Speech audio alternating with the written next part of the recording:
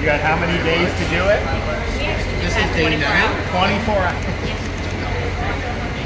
I was relentless. This is like a monoclonal antibody.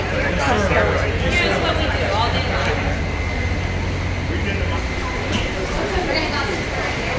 Yeah, it's really good.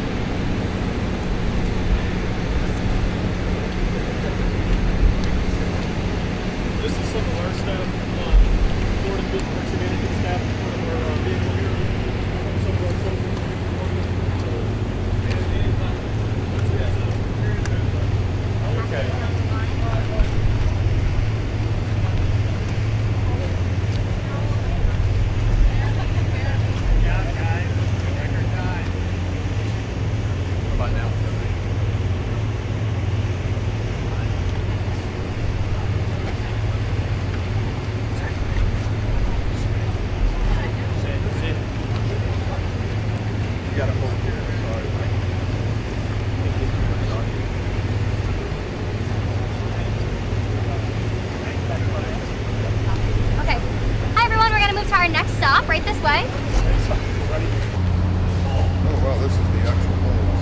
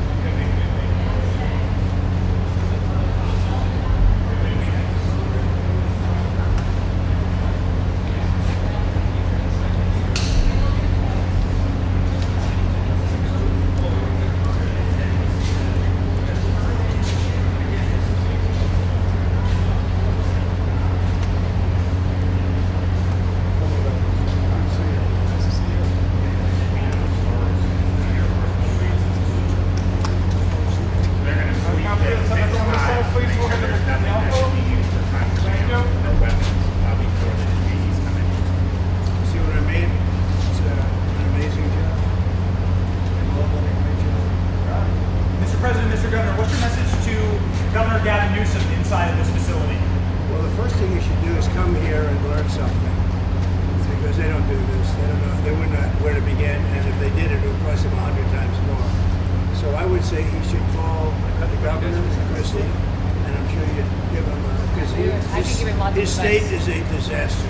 and he doesn't do this. Well, they have the original Alcatraz, so you guys could approve him being able to set one of these up over there. I'm sure the secretary would be happy to do that and provide some. My sense is he's probably not going to bite on that, but I don't know that they'd be able to come in at cost because they tried to do this high-speed rail. They spent like 150 billion, no tracks. We've got a privately funded rail in Florida from Miami to Orlando. It costs the taxpayer zero, and it's very successful. So just a much different approach between states. Hey, Mr. President, when's the first person checking in this beautiful Alcatraz? It'll cost 100 times more than that. Now, he ought to come here and study this because he could learn a lot. When's the first person checking into the room, sir? Tomorrow. Hopefully tomorrow, within the next 24 They have the hours. doctors, they have all the professionals. There's going to be a security sweep because there have been civilians here, so they will sweep this multiple times to make sure there's nothing can be used as weapons or any contraband. And then once that's cleared, then they'll do. So it's really up to Secretary. I know has got people in the queue, and so they'll be ready to receive. I think our viewers at home should note that this is air-conditioned facility, Yes, so it is. if any of the news claims they're keeping them out in the hot, humid South Florida, that is wrong. It's probably 62 degrees in here, To be honest. or 72. Hey, Yep. Biden wanted me in here. Okay, that's it. He wanted me. It didn't work out that way, but he wanted me in here. That's Mr. President, what's your expectation what this will do for the speed and force of deportations? a lot of things, and they're both telling me that these people come in here, they want to go home, and they want to go home, so we immediately send them home. Where it's appropriate. Now, if somebody's a real killer, we don't send them anywhere. We put them in maximum security.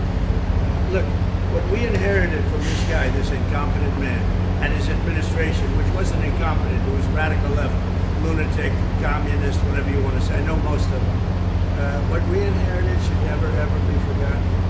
What they've made us do. This is all because of an open border policy where 25 million people flowed in. From all over the world, from prisons, from all over the world they flowed in. For no reason whatsoever. When I left, we had a very powerful border. We had no problem. He opened it up. Day one, he just opened the border. People couldn't believe it. They were standing there. What did they do? They said, go in. That's it. You look at the first day tapes. They opened it up and they said, go in. And that's where all of this began. But this is an amazing thing that they've done here. But listen, people don't have to come here. If they self-deport and go home, they can come back legally. We will let them come back legally. And there is a lot of self-deportation. Yes. But if you People wait would and believe we bring you to this facility, you don't ever get to come back to America. You don't get the chance to come back and be an American again and work here. So. They weren't with us when the President and Secretary Kevin and I, we went through the intake. So right when you do the intake, they have the information about voluntary departure. They have the ability. Obviously, you guys are funding that because it's a lot cheaper to do it that way. So even if they get brought to the front doorstep here, they still have an opportunity to just go back voluntarily, and then this way they're How fast does that take from the minute that, let's say We they can get put in them here, on they're like, hey, I want to stay here, I want to go back to We can put them on a plane that day and take them home. We'll buy their plane ticket, go home, and then they get the chance to come back legally. If they wait and say They we're not do going to do that, that, they can come back legally after a period. Mr. President, you've talked recently about the idea of finding some way to get farm workforce and service sector workforce, and I think you've discussed somehow a program of people leaving on a sponsorship and coming right back. Can you give us a little more detail about that and why, in the view of some hardliners, it's not We take amnesty? care of our farmers and hotel workers and various other people. And we're working on it right now, and Ron's going to be involved, and you're involved already. So we have a lot of cases where ICE will go into a farm, and these are guys working there for 10, 15 years, no problem. The farmers know. We're going to put, it's called farmer responsibility or owner responsibility, but they're going to be largely responsible for these people. And they know these people. They've worked on the farms for 15 years, and all of a sudden, so I have a great, Ron does, Christy does, we have a great feeling for the farmer and for others in the same position. And we're going to give them responsibility for people. And we're going to have a system of signing them up so they don't have to go. They can be here legally. They can pay taxes and everything. They're not getting citizenship, but they get other things. And the farmers need them to do the work. Without those people, you're not going to be able to run your farm. Mr. President, you and the governor tangled pretty hard in the 2024 election. I didn't You stand notice. here now. I didn't notice. Yeah, you stand here now as partners on this effort. How would you describe the relationship, and what future does Governor would say it's DeSantis a have? 10. Excuse me? I think it's a 10. Maybe 9-9, but there might be a couple of little wounds. So maybe it's 9. I think we have a 10. Do you think his wife should run for governor? We get along good. Should Casey DeSantis run for governor? The thing about it is, I endorsed him immediately in January 2024. I raised one of his PACs millions and millions of dollars. And obviously, we saved him a lot of money in Florida because Florida was a deep red state. He didn't even have to do a rally in Florida, whereas 2016 and 20, this was like ground zero. And so we've been, really happy to do that. And then we've worked very well on this and other issues with Florida. And you can call him at any time, and he wants to be helpful for governors. I mean, I can tell you that. We did Hurricane Helene last year. You didn't hear from the president at the time then, but with President Trump, we know immediately. You just make the phone call. Can we ask a Gaza follow-up question? I'm sorry, like another thing you inherited. How firm are you going to be with Netanyahu about ending the war in Gaza? Very firm, but he wants it to. I will tell you. He's coming here next week. He wants to end it too. We had a tremendous success with Iran. They weren't happy. Somebody said, "When are you going to sign?" I said, "Sign? They are so bombed out." Did you see the report issued this morning? The place was decimated. It'll be years before anybody even gets down there. So that's not a priority, but we'll have a report and we'll have whatever we want. We'll get whatever we want from Iran. And I think, and I hope they will have a good country. They have massive sanctions right now, biting sanctions. It's going to be very hard for them to do anything with those sanctions. And I look forward to maybe there'll be a time when we get along with them and they can rebuild their country. But is there a point where you tell Netanyahu, like, you've got to end this now, you got to strike a deal? Well, he wants to. I can tell you he wants to, and I think we'll have it. I think we'll have a deal next week. Thank you. That's what I Mr. President, do you intend to announce your pick for successor to Jay Powell earlier than say, or as early as say the summer or the fall? Will I do something about who it's going to be? Yes. I don't know. Hey, he'd be a good candidate. I do. She'd be a good candidate. Anybody would be better than Jay Powell. No, he's causing us a fortune because he keeps the rate way up. I think it's Trump derangement syndrome personally, but we have a very strong country. We're the strongest country. Look, our country right now is at a level that we haven't seen for 40, 50 years. What we're doing now is nobody's seen anything like it. I told you, I was in the Middle East. The King of Saudi Arabia said to me very strongly, he said, "You know what? A year ago you had a dead country. Now you have the hottest country in the world." We do. We have the hottest country in the world. Thank you very much. I was going to say Syria. We'll be seeing it over the next couple of days. Also, those type of industries. Kilmore, Brando Garcia, the first one here.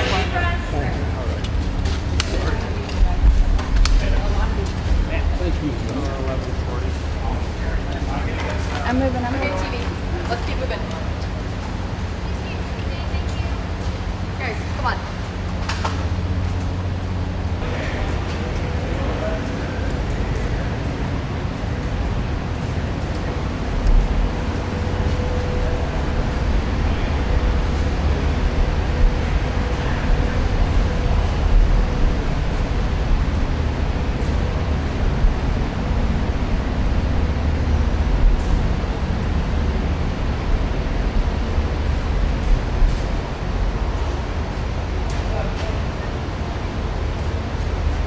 Florida, the Florida Everglades, to open America's newest migrant detention center. It's incredibly built, and you're seeing that yourself. That's why I said, let the press join us on our walk so they can see what's happening. It's known as Alligator Alcatraz, which is very appropriate because I looked outside and it's not a place I want to go hiking anytime soon. But very soon this facility will house some of the most menacing migrants, some of the most vicious people on the planet. We're surrounded by miles of treacherous swampland, and the only way out is really deportation. And a lot of these people are self-deporting back to their country where they came from. Quite a few. We're amazed at actually the number. We took the FEMA money that Joe Biden allocated to pay for the free luxury hotel rooms, where he's paying hundreds of millions of dollars in New York City. And we used it to build this project, and Your Honor, was just a little fraction of that money. The money they spent on that project, I happen to know the real estate developer. He's a very wealthy, he never really made that much, but he became very wealthy. With luxury, he didn't do well. With people that are not exactly luxury, He's made a fortune. I want to thank Florida Governor Ron DeSantis and Secretary of Homeland Security Kristi Noem, and Florida Attorney General James Uthmeyer. Where is James? Where is he? You do a very good job. I hear good things. I hear good things about you from Ron too. No, you really do. He's even a good-looking guy. That guy's got a future, huh? Good job, James. I hear you did really, really fantastic. Worked hard. You're like in the construction business for a few days, right? Congratulations. For all the hard work and to make this facility possible. It's amazing. Thanks as well to Florida Agricultural Commissioner Wilton Simpson. Where is Wilton? Where are you? Hi, Will. Been a long time. Thank you. Congressman Byron Donalds. Where's Byron? Hi, Byron. How are you? Good. Florida Speaker of the House, Daniel Perez. Daniel? Daniel, thank you, Daniel. Boy, you didn't want to sit up here with us? Executive Director of the Florida Division of Emergency Management, Kevin Guthrie. Hi, Kevin. Good job. Acting Director of ICE, Todd Lyons. Todd, great job. And Senator Joe Gruters. He is a great guy. Where is Joe? We love Joe. Thank you, Mr. President. We love very you. much. Welcome home. Thank you. Thank you, Joe. Joe is great. With the help of those incredible Border Patrol agents, we now have the lowest level of daily border crossings ever recorded. As you know, last month, the month of May, he invaded our country just like a military would invade. It's tougher because they don't wear uniforms. You don't know who they are. More than the populations of New York City, Los Angeles, Chicago, Houston, Phoenix, and Philadelphia combined. That's what came into our country from prisons, from mental institutions, from street gangs, drug dealers. Disgusting. This enormous country-destroying invasion has swamped communities nationwide with massive crime, crippling costs, and burdens far beyond what any nation could withstand. No nation could withstand what we did. And we're in the process of doing it, but we have some great people doing it now. And you see them up here with me. But it's, I'd call it like an unforced era. It's sort of like men and women's sports. It's sort of like transgender for everybody. How could they have done this to our country? And we're never going to forget it. Last year, 15% of all the hotel rooms in New York City were used to house illegal aliens at cost set. The city was forced to cut $10 million from its police and fire department budget as part of a $90 million plan to house illegal aliens. And it's a population that's growing and growing and destroying Denver and growing and again, it's destroying Denver. Otherwise, I would have been very angry. I would have been extremely angry. The heroes of ICE will also help round up and remove members of the savage drug cartels which are coming back into our country. And we got them out. Now some of them came back in, we just got them out again, and that's going to be a vicious cycle. But these are foreign gangs here. Horrendous people, killers, that have infiltrated our territory, including 8 which we have designated as foreign terrorist organizations, which gives us a lot more power for speed and getting them out much easier. And we had a great court victory, as you know, on Friday that allows us to do what we have to do from the Supreme Court of the United States.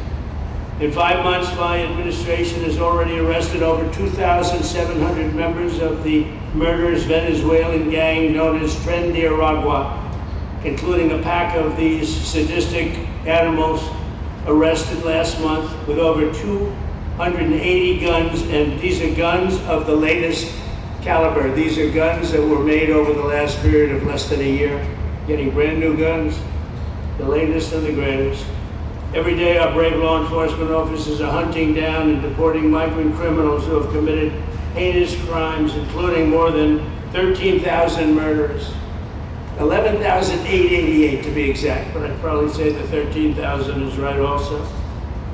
Think of it, 11,888, and more than half of them they committed more than one murder. So Ron, many of them are out of here already, but it's still it's a hell of a number to be confronted with. Just this year, ICE agents in Miami have apprehended illegals with arrests for murder, kidnapping, rape, child sexual abuse, and arson, people of the worst order. We're getting these monsters out of the United States, out of Florida, out of all the places that they're in. And on January 20th, I signed an executive order empowering governors and state police to be deputized to enforce federal immigration laws. And Ron's already taken advantage of it. It's a tremendous advantage for the states. Most of them are doing it. Actually, the blue states tend not to do it. Even a couple of them have, though. And I want to express my tremendous thanks to the state of Florida for embracing this opportunity and being a true partner. They've worked so well with the federal government. It's been just a beautiful, beautiful experience, even in the future.